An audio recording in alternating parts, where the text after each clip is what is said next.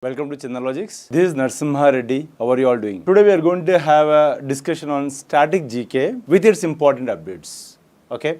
So generally static GK is something that remains static for a long period of time. But ఎప్పుడైతే మనం static GK చదువుతుంటామో it is very important to link that with current affairs. So static జీకేని current అఫైర్స్తో link చేసుకొని చదువుకున్నప్పుడే మనకి ఎగ్జామ్స్లో వచ్చినటువంటి క్వశ్చన్స్కి ఆన్సర్ చేసే పరిస్థితులు మనం ఉంటాం. కాబట్టి so today we are going to have discussion on this part. First question of the day, 2024 G21 summit was held in Rio de Janeiro, Brazil.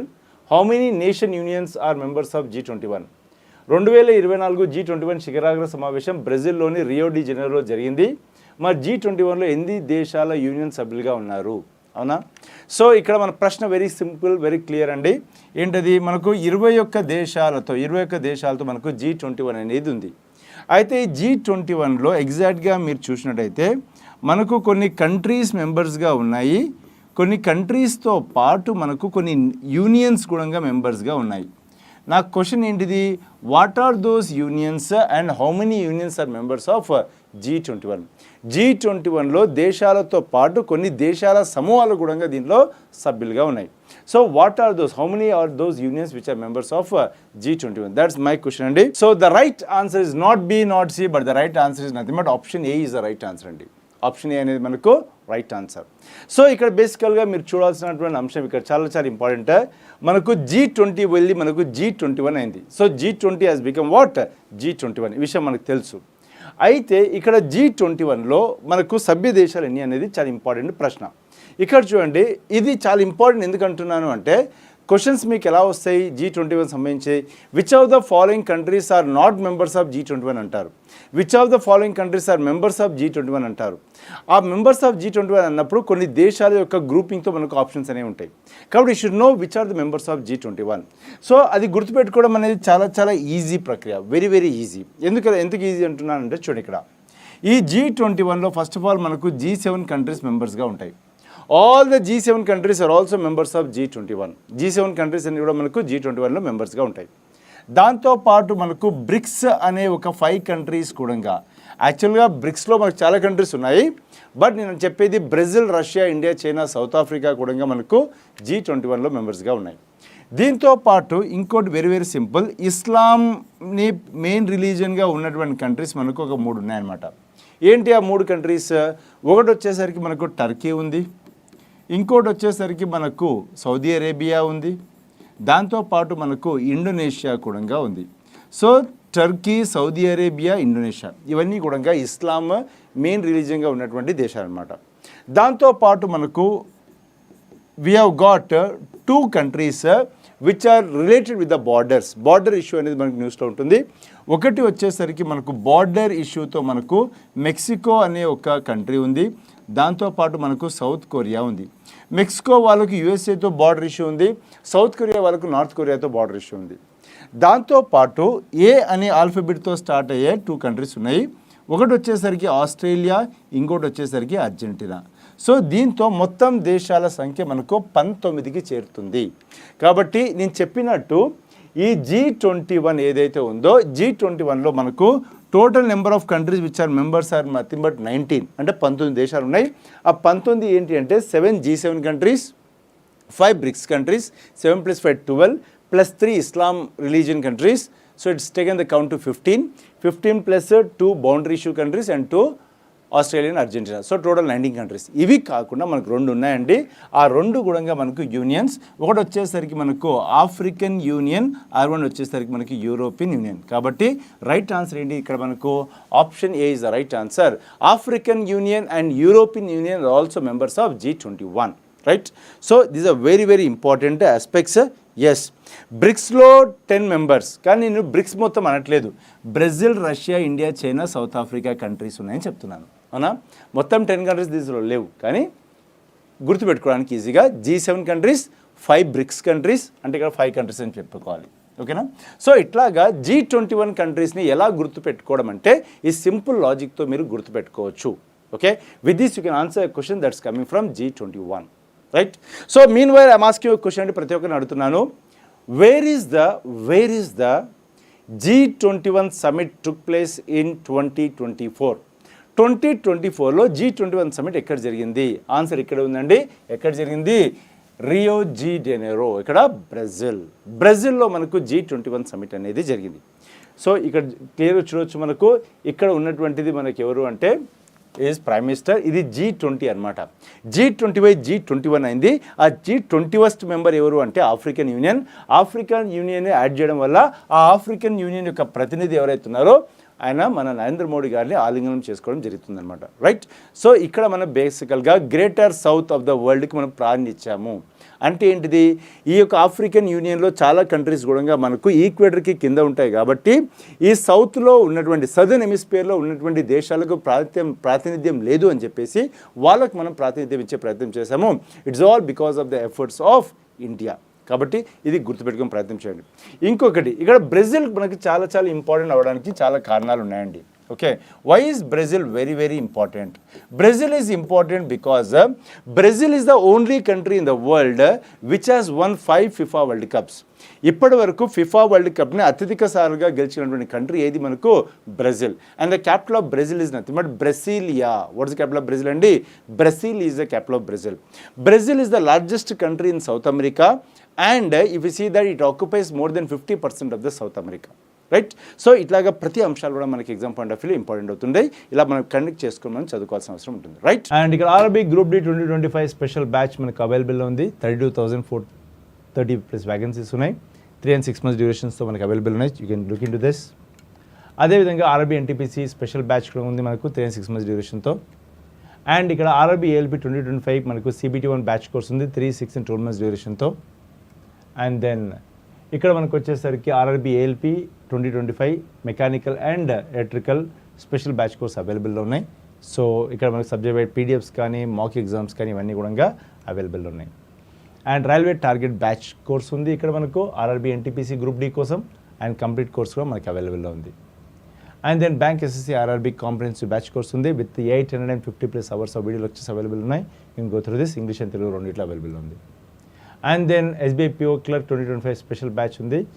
And ఇది ప్రిలిమ్స్ అండ్ మెయిన్స్ రెండు కంబైన్గా మనకు కోర్స్ అందిస్తున్నారు. అండ్ దెన్ బ్యాంక్ మహా pack కూడా available ఉంది. You can go through this. Okay. And SSCGL కోసం special batches available ఉన్నాయి. 600+ అవర్స్ ఆఫ్ ట్రైనింగ్ ఇక్కడ అవైలబుల్ ఉంది. అండ్ దెన్ ఇక్కడ కూడా మనకు ఆల్ టైప్ ఆఫ్ SSC ఎగ్జామ్స్కి అప్లికబుల్ అయ్యే కోర్స్ విత్ 3, 6 and 12 months డ్యూరేషన్తో. And then TGPSC APPSC group 2 కూడా మనకు కోర్స్ అవైలబుల్ ఉన్నాయి. అండ్ కంప్లీట్ కోర్స్ ఉన్నాయి both APPSC group 2, TSPSC group 2 also. And then SI constable కోసం కూడా బ్యాచెస్ అనేది 3, 6 and 12 months డ్యూరేషన్తో అవైలబుల్లో ఉన్నాయి. అండ్ దెన్ APPSC, TSPSC మనకు దాని కింద వచ్చినట్టు అన్ని రకాల ఎగ్జామ్స్ని దృష్టిలో పెట్టుకుని ఇచ్చినటువంటి కోర్సెస్ ఇవి. అండ్ దెన్ UPSC CSAT కోసం కూడా కోర్స్ ఆఫర్ చేస్తున్నారు ఇక్కడ 2 months and 6 months డ్యూరేషన్స్తో మనకు కోర్స్ అవైలబుల్లో ఉంది. And 0 to Hero special batch కూడా ఉంది అర్థమెటిక్, రీజనింగ్ అండ్ అడ్వాన్స్ మ్యాథ్స్తో. And you can pick up any course for just $999 only. Right. Next one. NATO, a military alliance of North America and European countries, as its summit 2024 was held in. Okay. So, NATO యొక్క summit 2024 సంవత్సరానికి ఎక్కడ జరిగింది అనేది మన ప్రశ్న సింపుల్గా. అవునా? ఉత్తర America మరియు యూరోపియన్ దేశాల సైనిక కూటమైనటువంటి నాటో యొక్క 2024 సమిట్ ఎక్కడ జరిగింది అన్నది మన ప్రశ్న ఇక్కడ. Right. So meanwhile answer ఇస్తూ I want one answer from you all. ఏంటిదంటే నాటోలో ఎన్ని దేశాలకు సభ్యత్వం కలిగి ఉన్నాయి? Okay, how many countries are members of NATO? ఇది ఇచ్చే ప్రయత్నం చేయండి. NATO has been in news for a long period of time. ఎప్పుడైతే రష్యా ఉక్రెయిన్ వార్ స్టార్ట్ అయిందో అప్పటి నుండి నాటో ఎప్పుడు మనకు న్యూస్లోనే ఉంటూ వస్తుంది అనమాట. రైట్. ఎగ్జాక్ట్లీ అండి. The right answer is nothing but Washington DC is the right answer. అవునా? Washington DC is the right answer. Washington DC is the venue for 2024 NATO summit. 2024 NATO summit మనకి ఎక్కడ జరిగింది? వాషింగ్టన్ DCలో జరిగింది. And appreciate you all for one answer. That is nothing but 32 countries are members of NATO. నాటోలో సభ్యత్వం కలిగిన దేశాల సంఖ్య ఎంత అంటే మనకు 32 దేశాలు. 32 దేశాలకు నాటోలో సభ్యత్వం కలిగి ఉన్నాయి. ఆ 32వ దేశం వచ్చేసరికి మనకు స్వీడన్. 32nd కంట్రీ ఈజ్ మనకు స్వీడన్ అనమాట. And 31st country is nothing but Finland. 31st country is Finland and 32nd country is nothing but Sweden. Right. Ukraine ఒక ప్రాబ్లమే అది. ఉక్రెయిన్ నాటోలో జాయిన్ కాకుండా ఉండలేక సతమతం అవుతూ మధ్యలో అది కంప్లీట్గా ఏమైపోయింది అంటే ఏమంటారు నజిగిజ్ అయింది అంటారు కదా, అంటే మధ్యలో ప్రెస్ అయిపోయింది అనమాట. ఎవరికి మధ్యలో? నాటోకి రష్యాకి మధ్యలో అది ప్రెస్ అయిపోయింది. So that was the fate of Ukraine. But 32nd member of NATO is Sweden and 31st member of NATO is Finland. And one of our friends has given right information.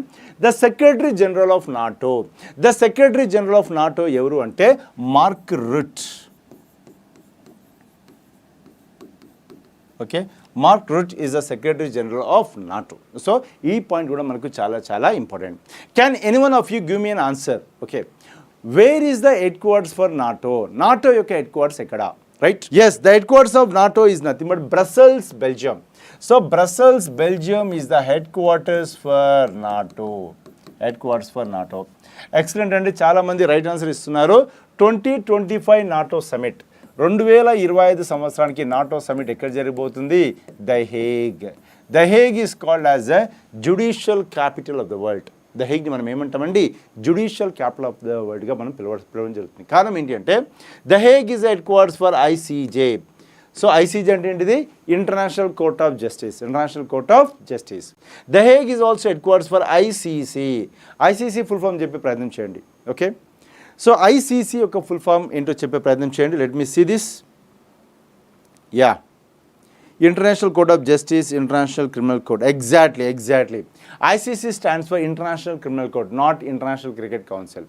International Cricket Council is headquartered in Dubai. International Criminal Court is headquartered in The Hague, Netherlands. And it is also headquarters for OPCW, organisation for prohibition of chemical weapons. ఇవన్నీ ఇక్కడే ఉన్నాయి కాబట్టి the హేగ్ని మనం ఏమంటాము? The judicial capital of the వరల్డ్గా దాన్ని మనం పిలవడం జరుగుతుంది. రైట్, సో ఇక్కడ ఇంపార్టెంట్ అంశాలు ఏంటిది అంటే, ఒకటి మనకు నాటో సమిట్ 2024 వాషింగ్టన్ డీసీలో జరిగింది. నాటో సమిట్ 2025 మనకు ద హేగ్, నెదర్లాండ్స్లో జరగబోతుంది. నాటోలో 32 దేశాలు సభ్యత్వం కలిగి ఉన్నాయి. ఆ 32 దేశాల్లో 32వ దేశం స్వీడన్, 31వ దేశం మనకు ఫిన్లాండ్. దాంతోపాటు వెరీ ఇంపార్టెంట్, నాటో యొక్క head quarters Brussels, Belgium. Remember that Belgium is called as the battleground of Europe. Belgium is called as the cockpit of Europe.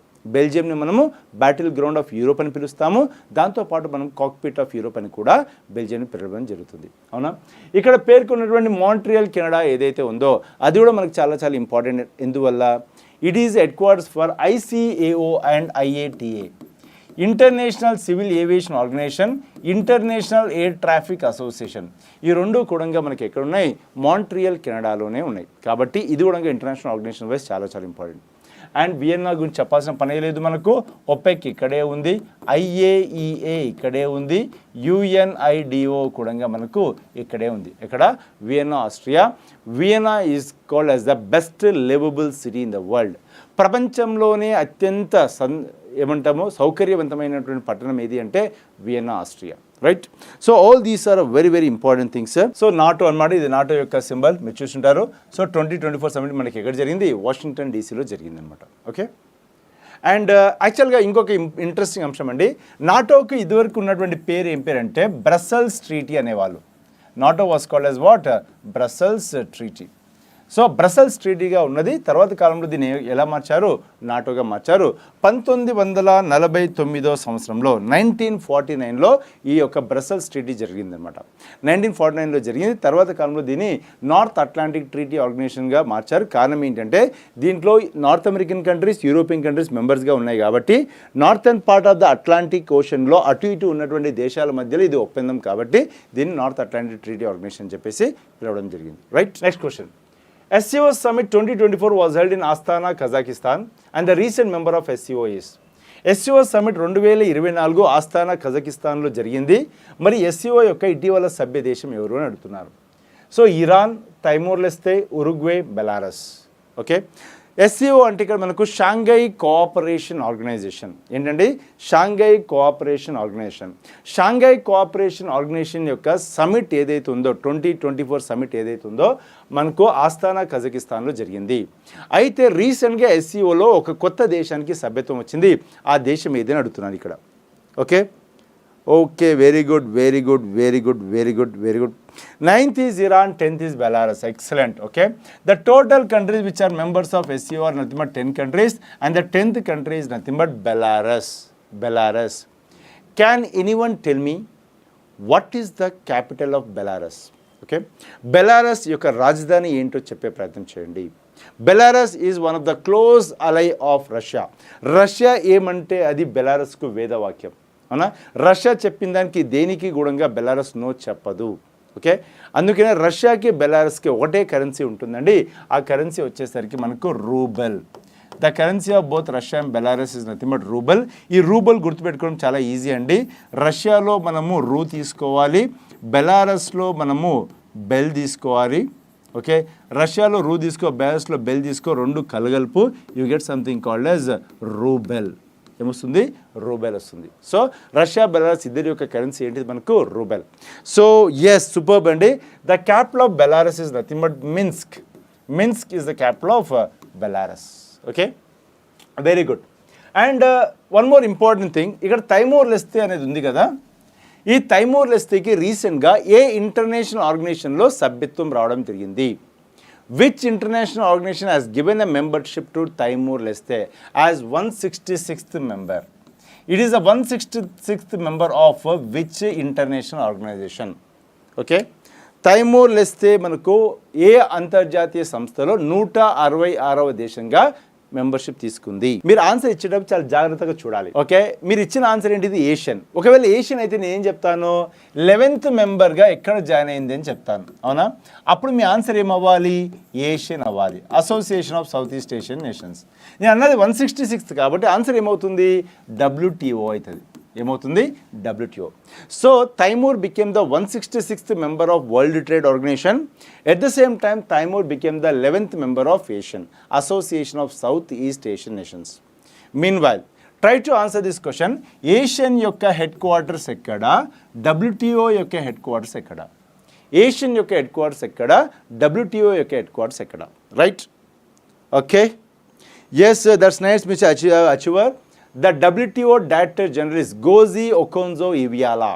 Ngozi Okonjo-Iweala is the first black woman to head WTO. So that's the specialty of Ngozi Okonjo-Iweala. First, you can say like African woman to head WTO. Okay, so that's very, very important. Yes, the right answer for Asian headquarters is Jakarta, Indonesia, and WTO is nothing but Geneva.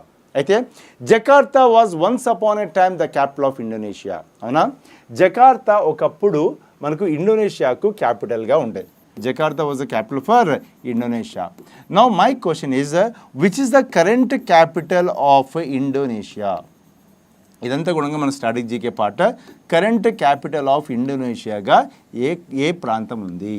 Try to answer this question. Nusantara, always be positive. The answer is nothing but Nusantara is the right answer. ఏంటిది? Nusantara is the right answer. Nusantara is the right answer. So Nusantara is the new capital for Indonesia because Jakarta is sinking into the ocean. Because of the rise in the sea level, Jakarta is sinking into the ocean. So they made a new capital called as Nusantara. And Indonesia is a country. Indonesia is a country which has got the highest Islam population in the world. ప్రపంచంలో ఏ దేశంలో లేనంత ఇస్లాం జనాభా మనకి ఎక్కడుంది? ఇండోనేషియాలో ఉంది. Indonesia తర్వాత second highest ఇస్లాం population ఉన్నటువంటి country India. Okay, first highest Indonesia, second highest వచ్చేసరికి మనకి ఇండియా. రైట్. సో ఒక్కసారి ఇక్కడ మీరు చూసినట్టయితే మనం మాట్లాడుతున్నటువంటి ఏదైతే మనకు SCO అనుకున్నామో, SCOలో ఉన్నటువంటి సభ్య దేశాలు ఫస్ట్ మనకు ఇది ఏర్పడ్డప్పుడు మనకు ఉన్నటువంటి ఎవరు అంటే చైనా ఉండే, తర్వాత వచ్చేసరికి we had Kazakhstan, we had Kyrgyzstan, we had Russia, we had Tajikistan. Right. So ఈ 5 కంట్రీస్ మాత్రమే మెంబర్స్గా ఉండే. ఎప్పుడు అంటే 1996లో. ఓకే, అందుకే దాన్ని షాంఘై 5 అని చెప్పేసి పిలిచారు. అవునా, అంటే 1996లో నేను సర్కిల్ చేసినటువంటి కంట్రీస్ మాత్రమే మెంబర్స్ ఉండడం చేత దాన్ని షాంఘై 5 అని చెప్పేసి పిలిచారు. తర్వాత కాలంలో ఉజ్బెకిస్తాన్ జాయిన్ అయింది. 6 కంట్రీస్ అయ్యేసరికి 2001లో దాని పేరు Shanghai cooperation ఆర్గనైజేషన్గా మారిందనమాట.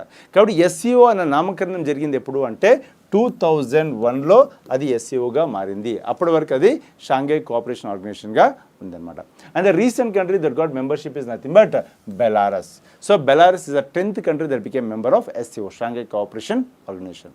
Clear guys? The 6th BIMSTEC summit 2024 is held in Bangkok. నేనే చెప్తున్నాను, 6వ బిమ్స్టెక్ శిఖరాగ్ర సమావేశం 2024 బ్యాంకాక్లో జరిగింది. The summit is held once in.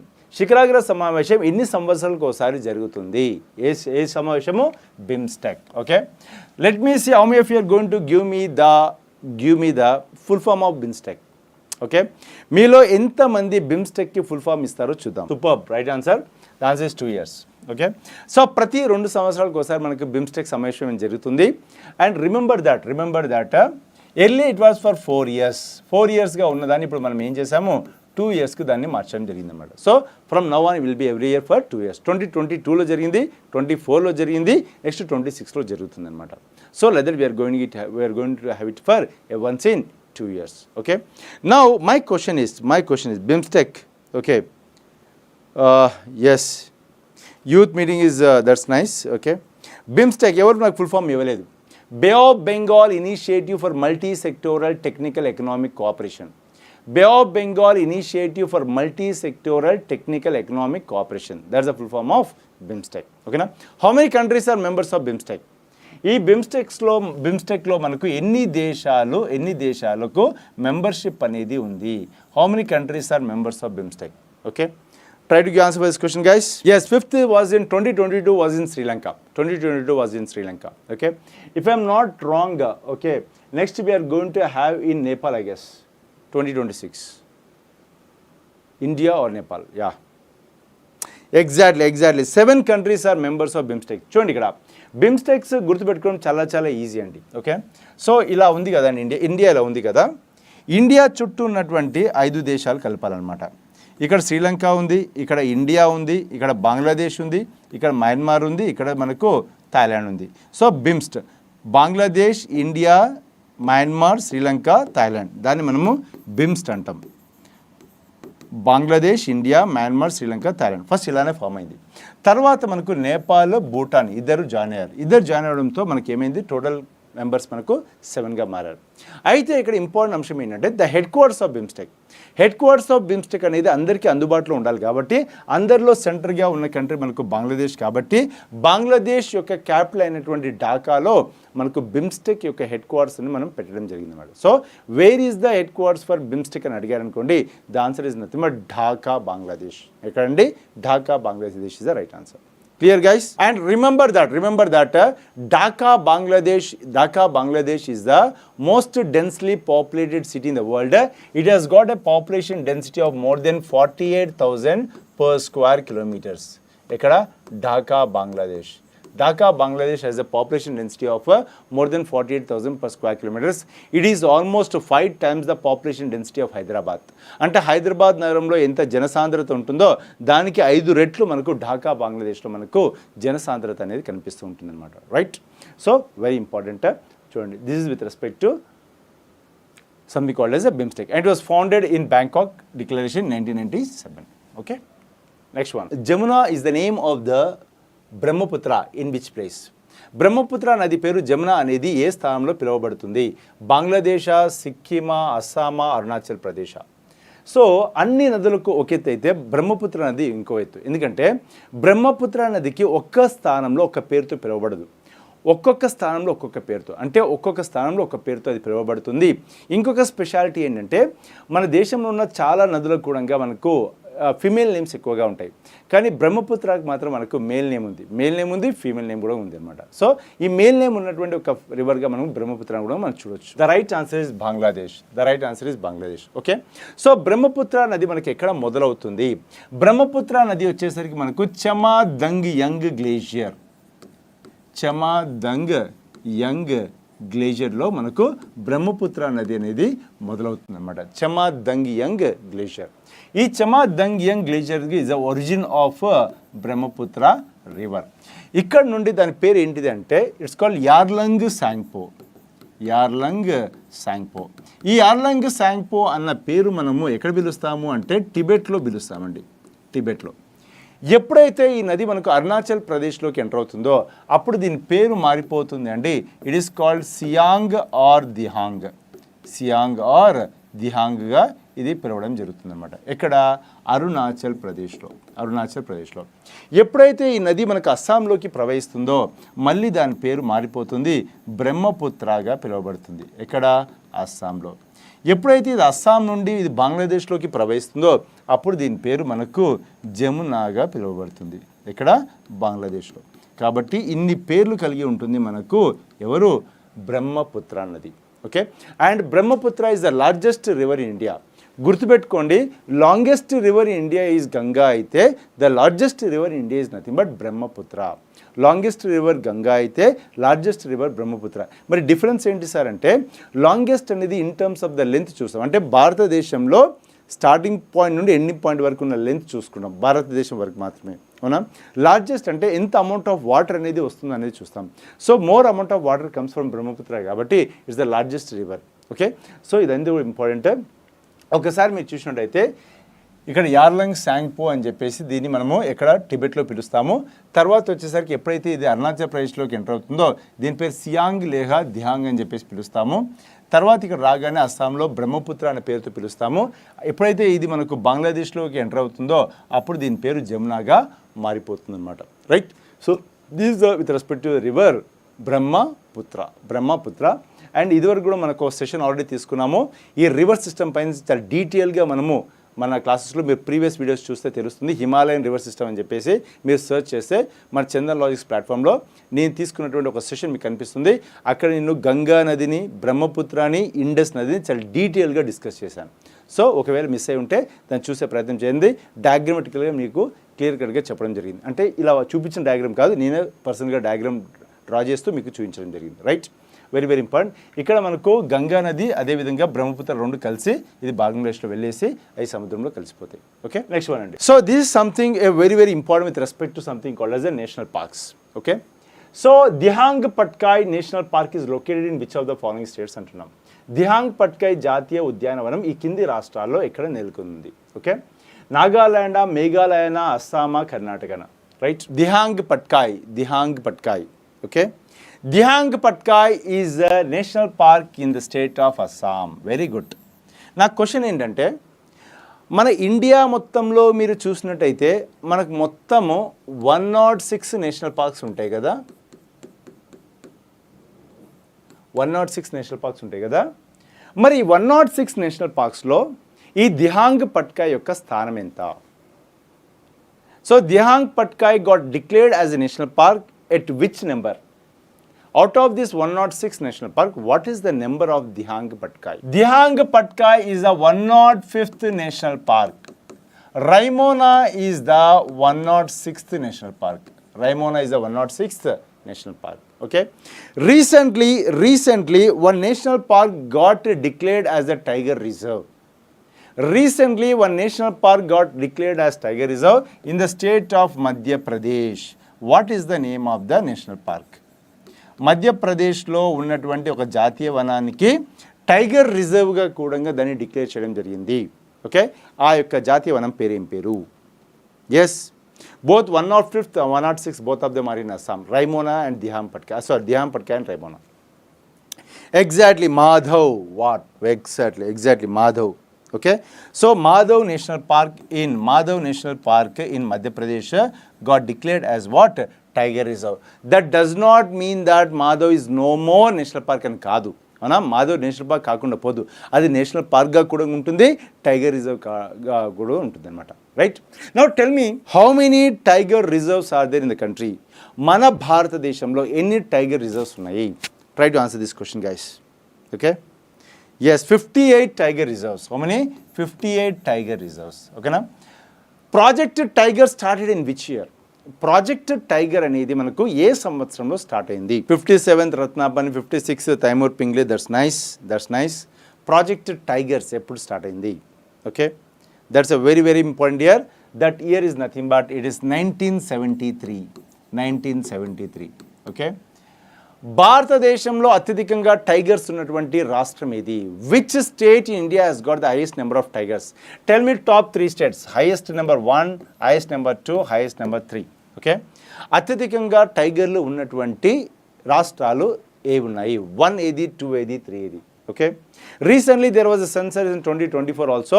In the census of 2024 they found that there are somewhere around 3,000 ఎంత 3862 3682 if I'm not wrong. 3682. Okay. 3682 tigers మన భారతదేశంలో ఉన్నాయి, right. Okay. Very good. Very good. Very good. Okay. First is nothing but Madhya Pradesh. Madhya Pradesh has got 585 tigers. 586, I guess. Okay, somewhere 582. So 782. 785 tigers. 785 tigers. I'm sorry. 785 tigers ఉన్నాయి, అవునా? అదేవిధంగా second పొజిషన్లో మనకు కర్ణాటక ఉంది. కర్ణాటకలో మనకు 563 tigers ఉన్నాయి. అదేవిధంగా థర్డ్ పొజిషన్లో మనకు ఉత్తరాఖండ్ ఉంది. ఉత్తరాఖండ్లో మనకు 560 టైగర్స్ ఉన్నాయి. Okay, so these are the states with the highest number of tigers in the country, అవునా? మధ్యప్రదేశ్ 785 టైగర్స్, కర్ణాటక 563 టైగర్స్, ఉత్తరాఖండ్ మనకు 560 టైగర్స్, అండ్ ఫోర్త్ పొజిషన్లో మనకు మహారాష్ట్ర ఉంది విత్ 444 నెంబర్. ఫోర్త్ పొజిషన్లో ఉన్నటువంటి మహారాష్ట్ర ఎన్ని ఉన్నాయి? 444 టైగర్స్ ఉన్నాయి అనమాట, అంటే 444 టైగర్స్ ఉన్నాయి, right? Very good, very good అండి. Yes, July 29th is celebrate as a tiger day. July 29th is celebrate as a tiger day. That's nice, super, excellent.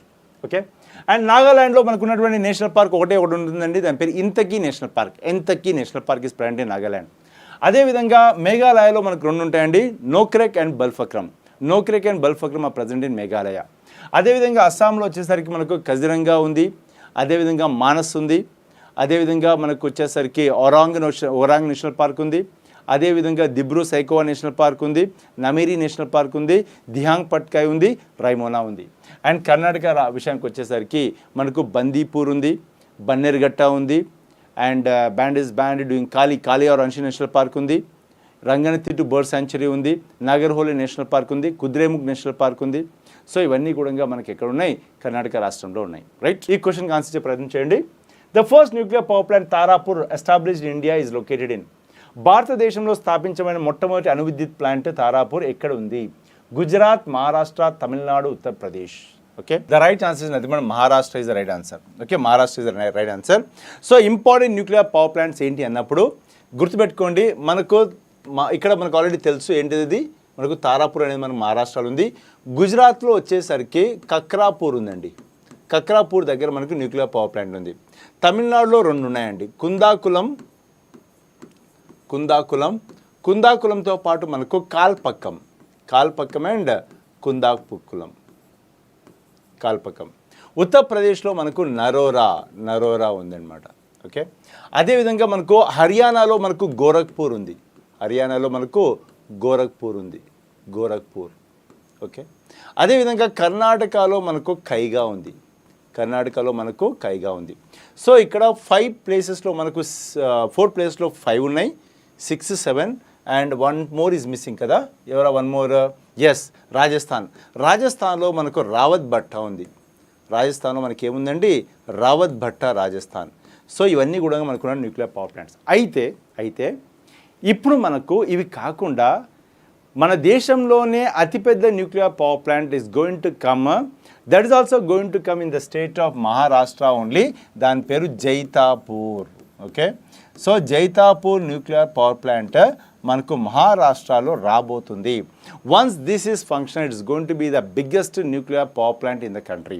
మన భారతదేశంలో అత్యంత పెద్ద న్యూక్లియర్ పవర్ ప్లాంట్గా జైతాపూర్ న్యూక్లియర్ పవర్ ప్లాంట్ అనేది నిలవబోతుంది అనమాట, right? So there are nuclear power plants. రాజస్థాన్లో మనకు రావత్ భట్టాలో ఉంది, ఓకేనా? కక్రాపూర్ గుజరాత్లో ఉంది, తారాపూర్ మహారాష్ట్రలో ఉంది, కైగా కర్ణాటకలో ఉంది. ఇక్కడ మనకు తమిళనాడులో 2, కాల్పక్కం, అదేవిధంగా కుందాకులం 2 ఉన్నాయన్నమాట. Recent one is Kudankulam. ఉత్తరప్రదేశ్లో మనకు నరోరా ఉంది, అదేవిధంగా హర్యానాలో మనకు గోరఖ్పూర్ కూడా ఉంది. ఇక్కడ మెన్షన్ చేయలేదు కానీ హర్యానాలో మనకు గోరఖ్పూర్ కూడా ఉంది అనమాట. Okay, which are the following are 2 successive venues of G7 summit in 2023, 2024 respectively? 2023 సంవత్సరానికి అదేవిధంగా 2024 సంవత్సరానికి ఈ G7 సమిట్స్ అనేది ఏ దేశాల్లో జరిగినాయి respectively? That's my question. 30 gigawatts of nuclear energy. Okay, ఇంకొక అంశం ఏంటంటే by 2027 India aims to have a 30 gigawatts of solar energy through rooftop solarization. అవునా?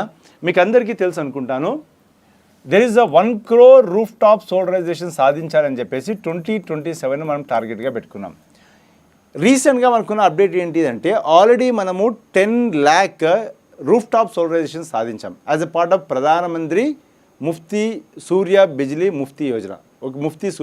యోజన. సో ప్రధానమంత్రి సూర్య ముఫ్తీ బిజిలీ యోజన ఏదైతే ఉందో దాంట్లో భాగంగా ఆల్రెడీ మనకు 10 lakh ఇన్స్టలేషన్స్ అయిపోయినాయి. ఈ 10 lakh ఇన్స్టలేషన్స్తో మనకు 3 gigawatts మనము ఉత్పత్తి చేయగలుగుతున్నాము. ఇంటూ 10 times చేసి మనం ఏం చేయాలి, 30 gigawatts ఉత్పత్తి చేయాలనేది మనము టార్గెట్గా పెట్టుకోవడం జరిగిందనమాట. సో ఇది కూడా గుర్తుపెట్టుకోండి. Okay, yes. What the right answer for this question అండి? చాలామంది డి అంటున్నారు, కరెక్టా కదా? ఎగ్జాక్ట్లీ రైట్ అండి. Okay, Japan and Italy is the right answer. 2023 వచ్చేసరికి మనకు హీరోషిమా జపాన్లో జరిగింది అండ్ 2024 వచ్చేసరికి మనకు ఇటలీలో జరిగింది. ఏం సమిట్? G7 summit. ఏం సమిట్ అండి? G7 summit. Very very very very important. ఓకేనా? సో G7లో మనకు మొత్తం 7 కంట్రీస్ ఉంటాయి. ఈ 7 కంట్రీస్ను ఈజీగా గుర్తుపెట్టుకోవడానికి మనకు నార్త్ అమెరికాలో 2 కంట్రీస్ అనమాట. USA ఒకటి, అదేవిధంగా కెనడా ఒకటి. అండ్ యూరోప్లో వచ్చేసరికి మనకు 4 కంట్రీస్ ఉంటాయి. ఆ యూరోప్లో ఉన్నటువంటి 4 కంట్రీస్ ఏంటి అని అడిగితే ఒకటి UK ఉంటుంది, ఫ్రాన్స్ ఉంటుంది, అండ్ ఇటలీ ఉంటుంది, అండ్ జర్మనీ ఉంటుంది. అండ్ ఒకే ఒక కంట్రీ అండి మనకు ఏషియాలో ఉంది. అండ్ ఏషియా నుండి ఉన్నటువంటి ఏకైక కంట్రీ ఎవరు అంటే Japan is the right answer. అవునా? Japan is the only country which is from Asia. And one important update is that all these G7 countries started a initiative called as a PGII. Okay, let me see, anyone can give me the full form of this PGII. PGII is a infrastructure project that connects various countries. PGII is a counter action for China. China started a project called as BRI, Belt and Road Initiative, or OBOR, One Belt One Road Initiative. So China వాళ్ళు start చేసినటువంటి belt and road లేదా one belt one road initiative ఏదైతే ఉందో దానికి ప్రత్యామ్నాయంగా G7 countries అన్ని కలిపి PGII అని చెప్పి స్టార్ట్ చేశారు. ఆ PGII యొక్క ఫుల్ ఫామ్ ఏంటిది?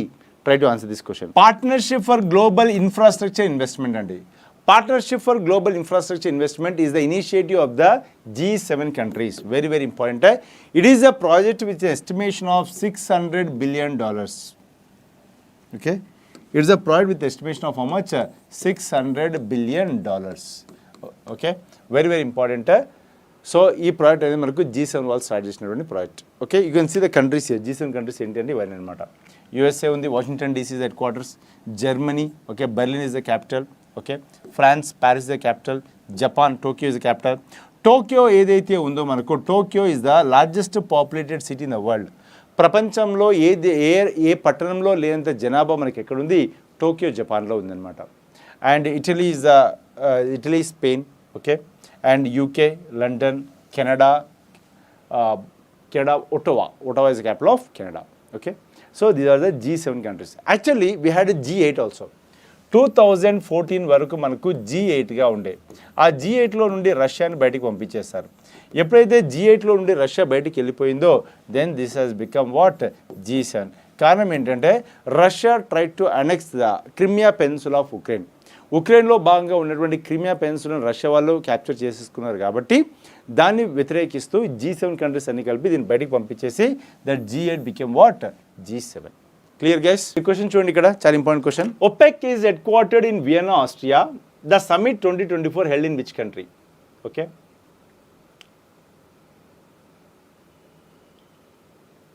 I'm sorry. Oh summit, okay.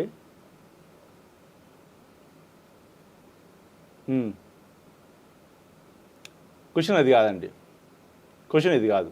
ఓకేనా? యాక్చువల్ క్వశ్చన్ మిస్టేక్ ఉంది.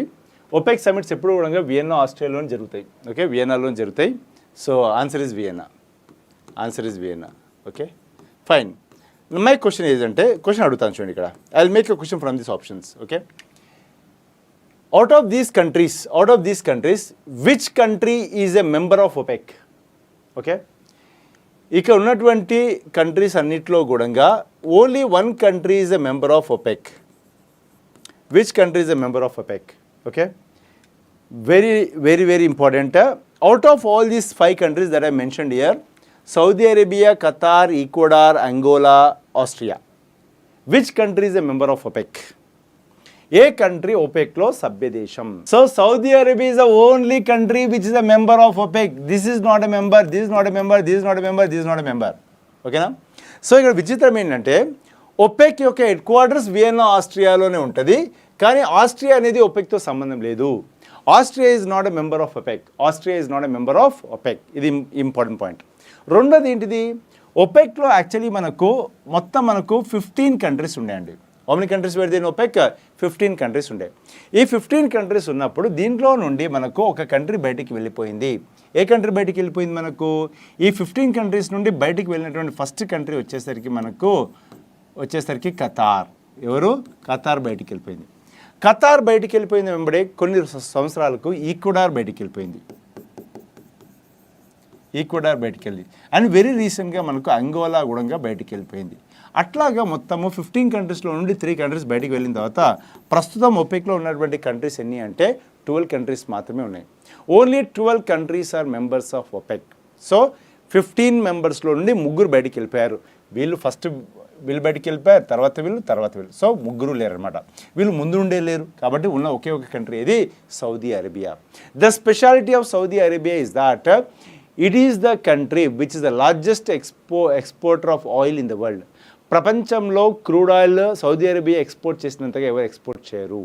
Okay, so that's also very very important. And can you also tell me who is the secretary general of OPEC? OPEC యొక్క secretary జనరల్గా ఎవరున్నారు? Who is the secretary general of OPEC? Try to answer this question. OPEC యొక్క secretary general ఎవరు? What is OPEC? Organisation for petroleum exporting countries అండి. Organisation for petroleum exporting countries. Organisation for petroleum exporting countries. Okay, అంటే ప్రపంచంలో oil యొక్క ధరలను కానీ ప్రపంచంలో oil యొక్క సప్లైని కానీ ఆయిల్ యొక్క ప్రొడక్షన్ కానీ డిసైడ్ చేసేది ఎవరంటే OPEC countries put together. Okay, and the secretary general of OPEC is the Secretary General of OPEC is Haytham Al Ghayas. Who is that? Haytham Al Ghayas is the Secretary General of OPEC. Okay, ఇది కూడా రాసుకోండి, very very important. Haytham Al Ghayas. Haytham Al Ghayas is the Secretary General of OPEC. Okay, so చూడండి ఇవి మనకు ఉన్నటువంటి 12 countries. So ఇదివరకు మొత్తం 15 countries ఉండే. ఆ 15 కంట్రీస్లో నుండి మనకు ఈక్వెడార్ వెళ్ళిపోయింది, ఖతార్ వెళ్ళిపోయింది, ఇక ఉన్నటువంటి అంగోలా కూడా వెళ్ళిపోయింది. ఈ 3 వెళ్ళిపోతే మనకు Saudi Arabia, Iran, Iraq, Kuwait, Venezuela speciality ఏంటో చెప్పే ప్రయత్నం చేయండి, చూద్దాం. And Libya, UAE, Algeria, Nigeria, Gabon, Guinea, Congo. So the recent member 15th మెంబర్గా ఎవరు వచ్చారు అంటే మనకు కాంగో 15th మెంబర్గా వచ్చింది. What is the speciality of Venezuela? చెప్పే ప్రయత్నం చేయండి, చూద్దాం. Who can answer this question?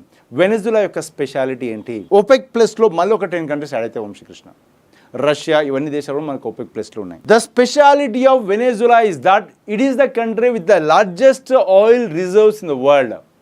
ప్రపంచంలో ఏ దేశం దగ్గర లేనంత ముడి చర్మరు నిల్వలు ఏవైతే ఉన్నాయో అది ఎవరి దగ్గర ఉన్నాయి? వెనిజులాలో ఉన్నాయి. Okay, in fact to be very frank, Saudi Arabia కంటే ఎక్కువ ఆయిల్ మనకి ఎక్కడ ఉంది? వెనిజులాలోనే ఉంది. ఇరాక్, ఇరాన్ వాళ్ళందరికంటే ఎక్కువ ఆయిల్ మనకు వెనిజులాలో ఉంది. It is a part of South అమెరికాలో ఉన్నటువంటి దేశం ఇది, right? So Venezuela is the country with the largest oil reserves in the world. ప్రపంచంలోనే అత్యధిక ఆయిల్ రిజర్వ్స్ ఉన్నటువంటి దేశం ఇది వెనిజులా.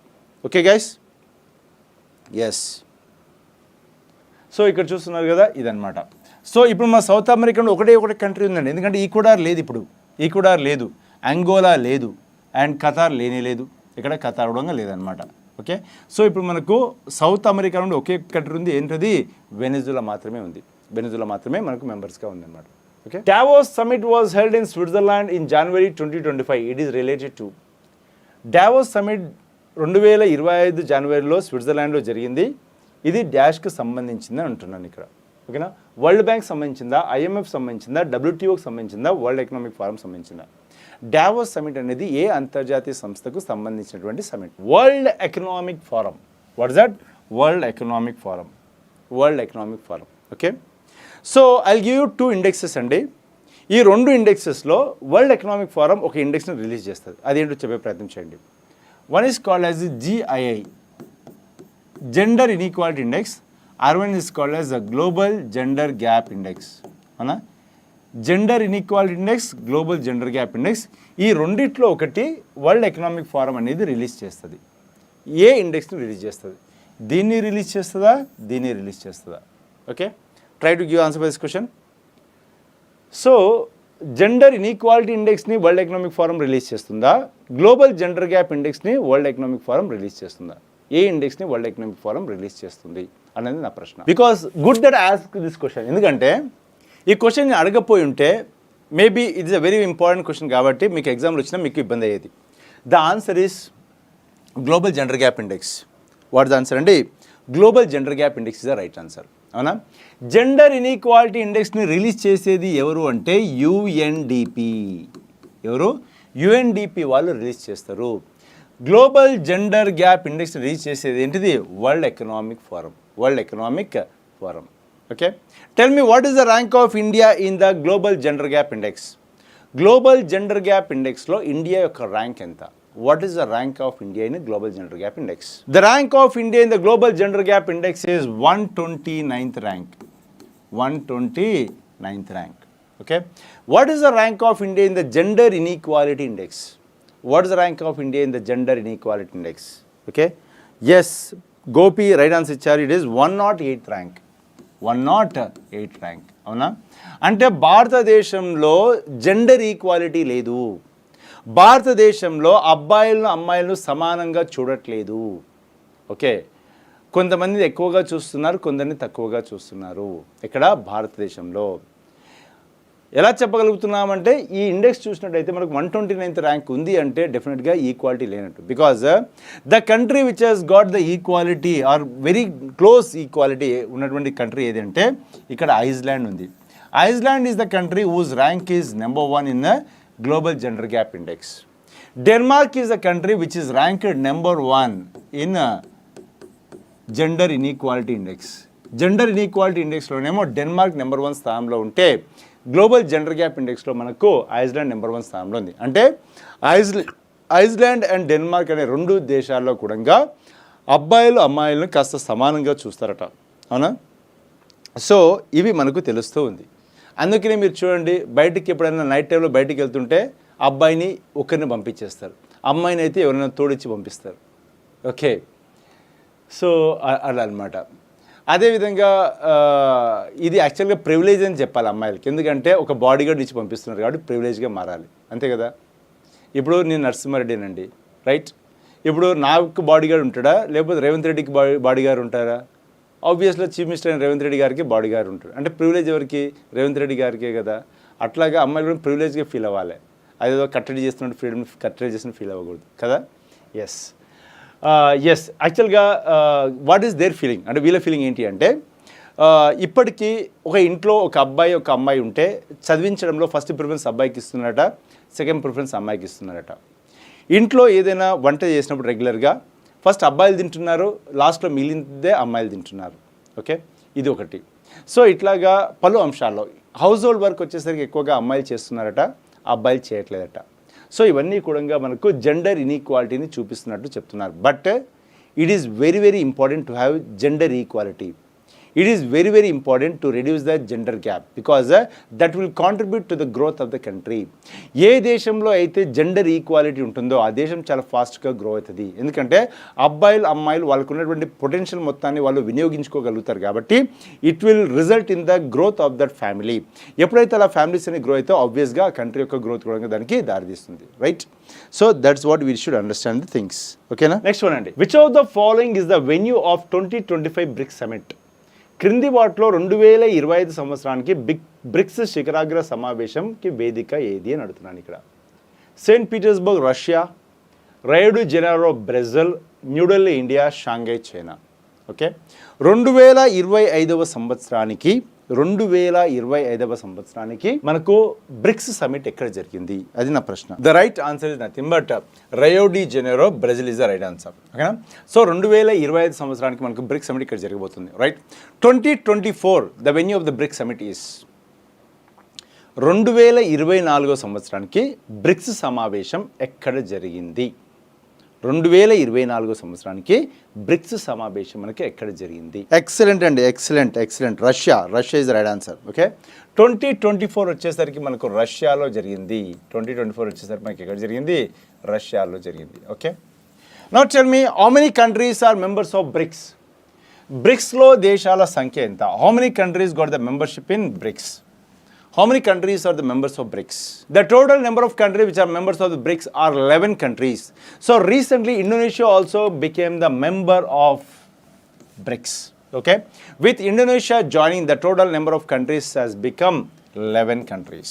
మొత్తం ఏంటండి 11 countries. Okay, so what are those countries? Okay, ఒకసారి చూద్దామా. మనకు బ్రిక్స్ కంట్రీస్ ఒక 5 ఉన్నాయి కాబట్టి దాంతోపాటు ఈజిప్ట్ ఉంది.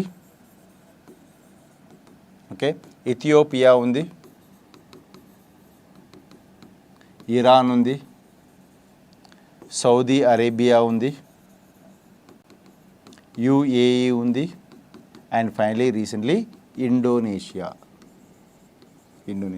ఓకేనా? So total 11 countries are members of BRICS. Next చూడండి, the last SAARC summit which is the 18th edition was held in.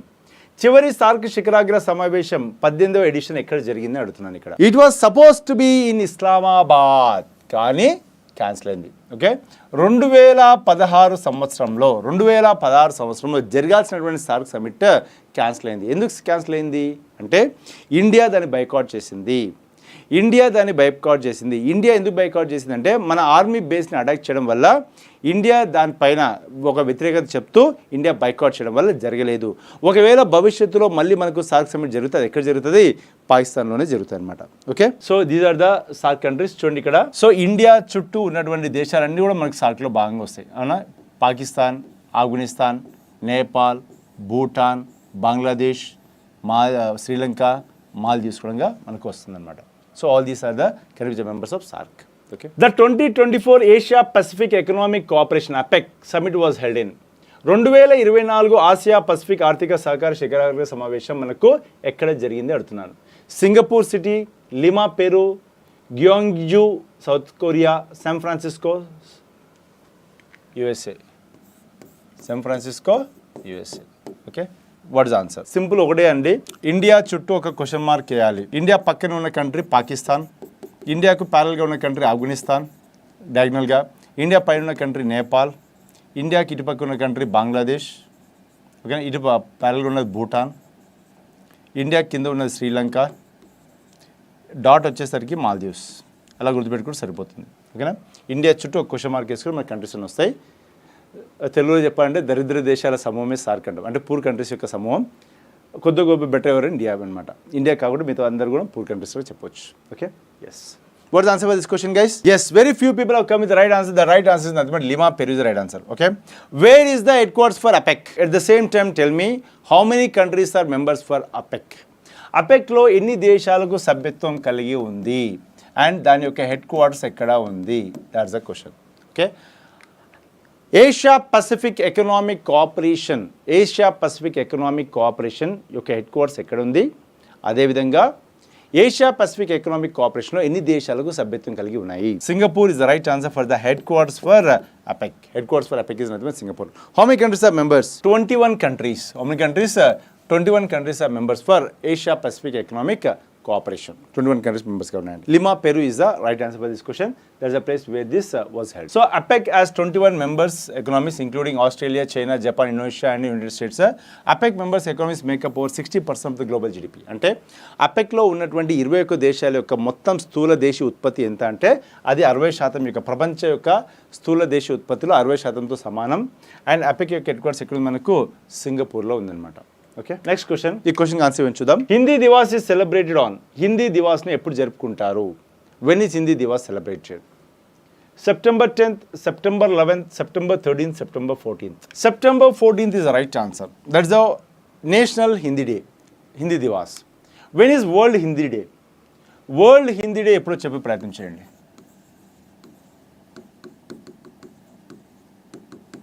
World Hindi Day ఎప్పుడు? When is World Hindi Day? When do we celebrate World Hindi Day? That's the question. Superb. The first person to give right answer for this is Vijay Deverakonda. January 10th. January 10th is nothing but World Hindi Day. September 14th is Hindi Divas because on September 14th, 1949, on September 14th, 1949, based on the Munshi Iyengar formula, Munshi Iyengar formula, based on the Munshi Iyengar formula, based on the Munshi Iyengar formula, we have declared that there are going to be two official languages in India. One official language is Hindi and other co-official language is going to be English. అవునా? So Hindi and English రెండు కూడా official లాంగ్వేజ్గా మనము consider చేస్తామని చెప్పేసి మున్షి అయ్యంగార్ ఫార్ములాలో భాగంగా మనము September 14th, 1949 నాడు మనము నిర్ణయం తీసుకున్నాం కాబట్టి బై కాన్స్టిట్యూంట్ అసెంబ్లీ రాజ్యాంగ పరిషత్ కాబట్టి ఆ రోజు నాడు మనకి ఏంటంటే హిందీ దివాస్గా మనము జరుపుకోవడం చూస్తున్నాం అనమాట. So that's the speciality of Hindi Diwas. Clear guys? Okay. Remember that Hindi is neither a classical language nor a national language. Hindi is only an official language. Hindi is only a official language. So if we see that, so that is a Munshi Iyengar formula. Based on the Munshi Iyengar formula, Hindi got designated as official language. Okay.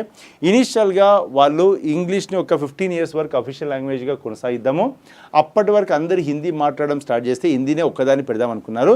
But that did not work because ఇప్పటికీ southern ఇండియాలో అంటే దక్షిణ భారతదేశంలో చాలామంది కూడా హిందీలో మాట్లాడారు కాబట్టి both English and Hindi are going as a official languages. Okay. Tell me which schedule of the constitution is related to 22 Indian languages. ఏ షెడ్యూల్ ప్రకారం మన ఇండియాలో షెడ్యూల్ లాంగ్వేజెస్ ఉన్నాయి? As per which schedule of the constitution? But as per BJP we don't consider the point of view of any state. Okay, we consider the point of view of a government. Okay, so not any party but government. Yes, 8th schedule of the constitution. 8th schedule of the constitution. 8th schedule of the constitution deals with the languages, scheduled languages. Okay, next one. Chudam, which of the following is the highest thumping waterfalls in India? క్రింది వాటిలో భారతదేశంలో నేరుగా నీళ్లపై పడే ఎత్తైన జలపాతం ఏది? So question జాగ్రత్త చూడండి. భారతదేశంలో నేరుగా నేలపై పడే ఎత్తైన జలపాతం ఏది అని అడుగుతున్నాను ఇక్కడ. ఓకే, జాగ్ ఫాల్సా, ఎలిఫెంటా ఫాల్సా, నోకాలికే ఫాల్సా, కుంచికల్ ఫాల్సా? ఆన్సర్ చెప్తూ మీరు ఏం చెప్పాలి నాకు? ఏ రాష్ట్రంలో ఇది ఉంది అనేది కూడా మీరు చెప్పే ప్రయత్నం చేయండి. ఏ రాష్ట్రంలో మనకి జలపాతాలు ఉన్నాయి చూద్దామండి. ఎస్,